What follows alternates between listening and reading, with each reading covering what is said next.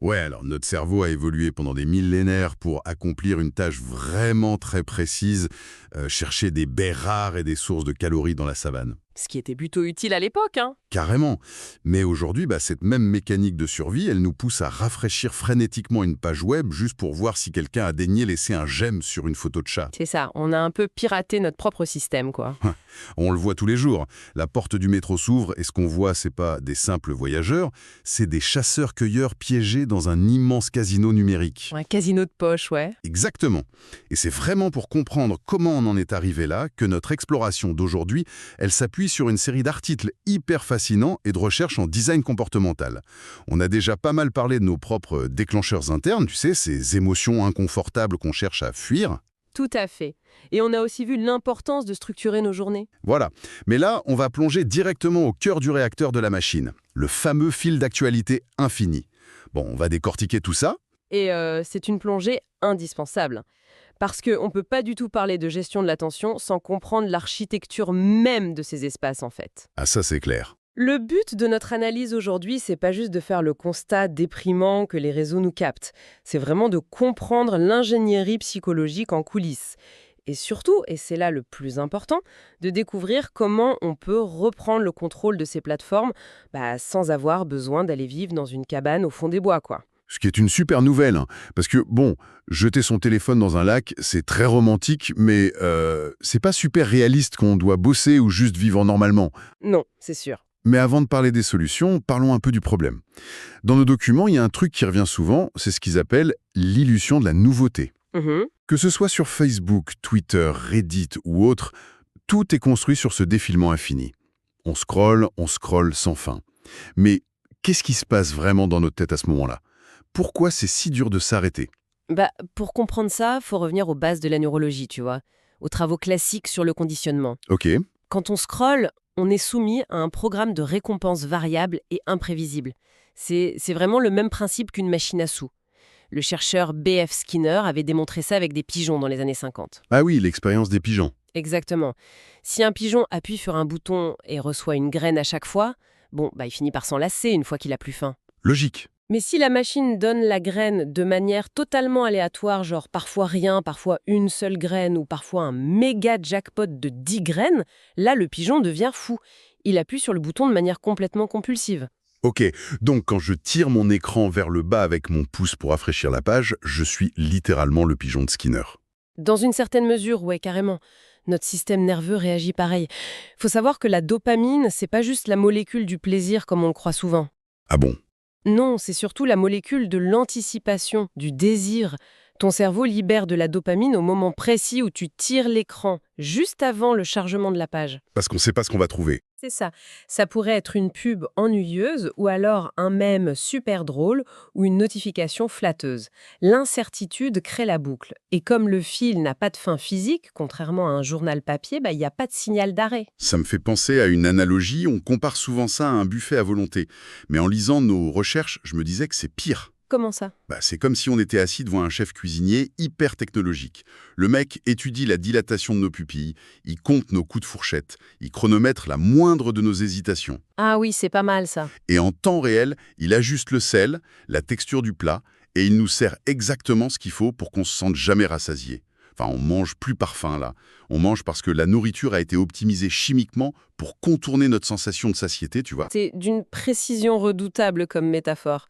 Ce que tu décris là, c'est l'hyper-personnalisation algorithmique. Faut bien se dire qu'il y a des milliers d'ingénieurs brillants qui affinent ce chef cuisinier tous les jours. Ouais, leur but, c'est pas de nous informer. Non, leur seule métrique, c'est le temps passé sur la plateforme.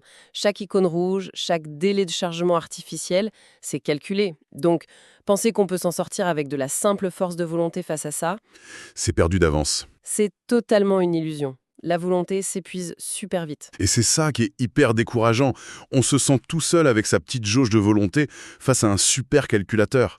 Mais c'est là que nos sources proposent un truc radicalement différent. L'idée, c'est pas de résister mentalement, mais de changer l'environnement. Tout à fait. Et on a repéré plusieurs outils super intéressants.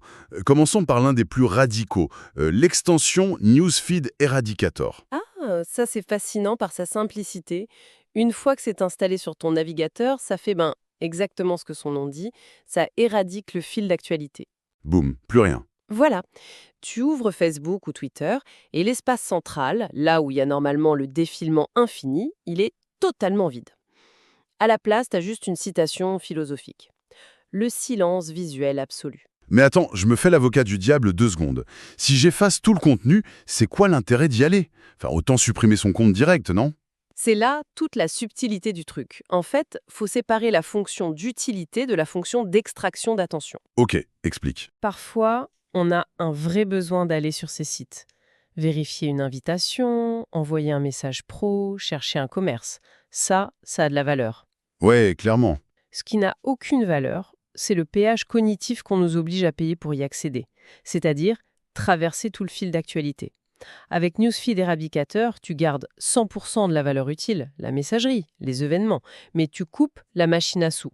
On passe d'une attention subie à une utilisation instrumentale. Ah, je vois. C'est comme garder le téléphone pour rappeler les urgences, mais couper la sonnerie pour les démarcheurs. Exactement. C'est super logique. Mais nos documents explorent aussi un autre cas de figure. Des fois, on veut vraiment voir le fil d'actualité. Genre pour se détendre ou voir les photos des potes, sans y passer 3 heures. Et là, on a une approche encore plus machiavélique, dans le bon sens, avec To-Do-Book. Ah, To-Do-Book, une merveille de conditionnement inversé. Au lieu de masquer le fil, ça le remplace par ta propre liste de tâches quotidiennes. J'adore le concept. Tu ouvres le réseau social par réflexe et bim, au lieu du shoot de dopamine, tu tombes sur To-Do-Book. Terminer le compte-rendu, appeler le dentiste. Et le génie du truc, c'est que le fil reste bloqué tant que t'as pas coché toutes tes tâches. C'est dingue. C'est transformer ton pire ennemi de productivité en récompense finale. C'est ça. Le créateur, Ian McCrystal, il résume ça super bien.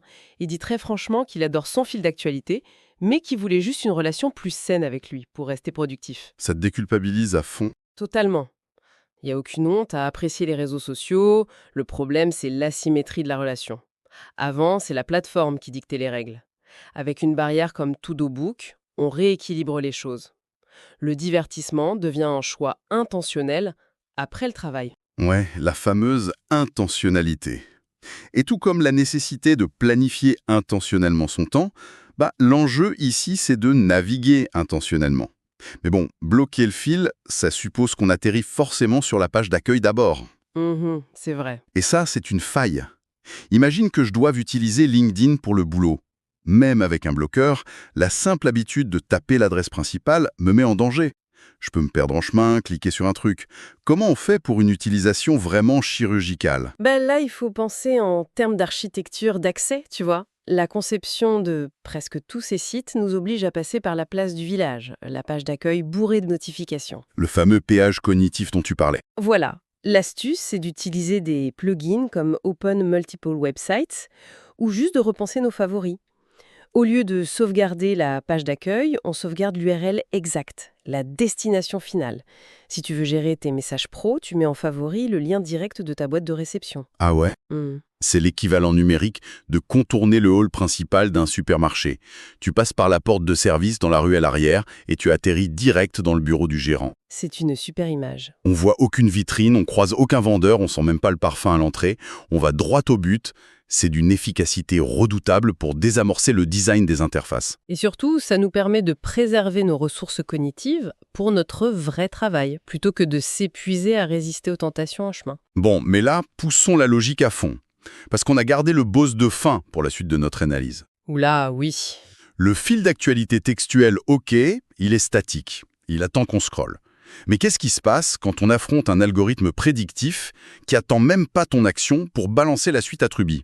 Je parle des plateformes vidéo, évidemment. Les plateformes vidéo, c'est le summum absolu. Sur un réseau classique, l'action vient de nous. Faut faire glisser son pouce. Mais en vidéo, l'action par défaut, c'est l'immersion continue. Sans friction. Aucune. L'algorithme a digéré des milliards de données pour deviner ce que tu veux voir avant même que tu le saches. L'écran est pensé comme un entonnoir. Pendant que tu regardes ta vidéo, ta vision périphérique est harcelée par une colonne de miniatures soigneusement sélectionnées. Mais les petits appâts. Voilà.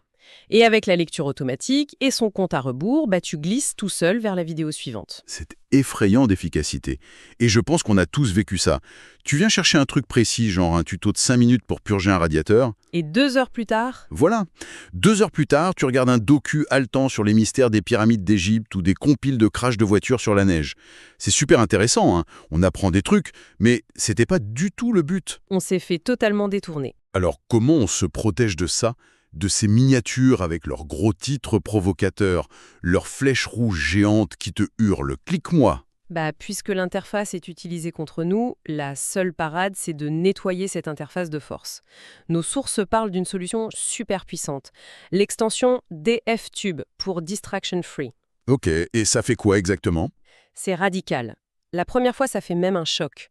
Ça supprime purement et simplement la barre de recommandation latérale. Waouh. Ça masque le mur de vidéo qui apparaît à la fin. Tu peux même cacher les commentaires et bien sûr, ça bloque les pubs qui hachent l'attention. Donc si je comprends bien, quand je cherche mon tuto pour le radiateur, l'écran redevient ce qu'il aurait dû être. Juste un lecteur vidéo sur fond blanc. C'est ça. C'est le retour du bon vieux magnétoscope en fait. Tu regardes ta cassette et quand c'est fini, l'écran devient noir. Il n'y a plus rien.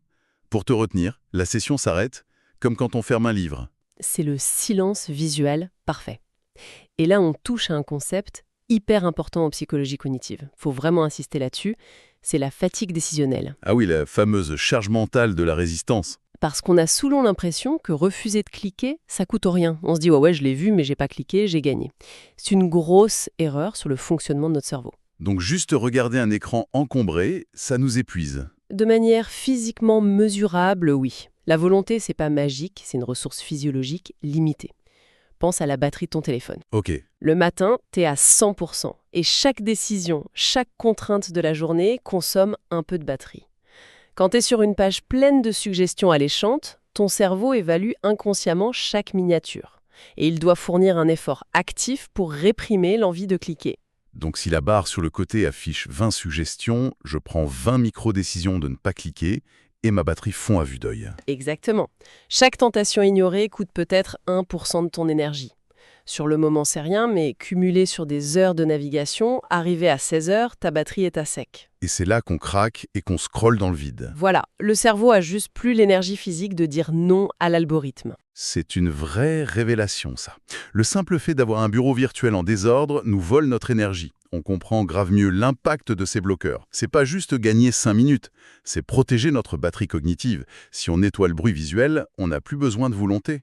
Il n'y a plus de tentation, donc on s'épuise plus à y résister. Et on change complètement notre rapport à la tech.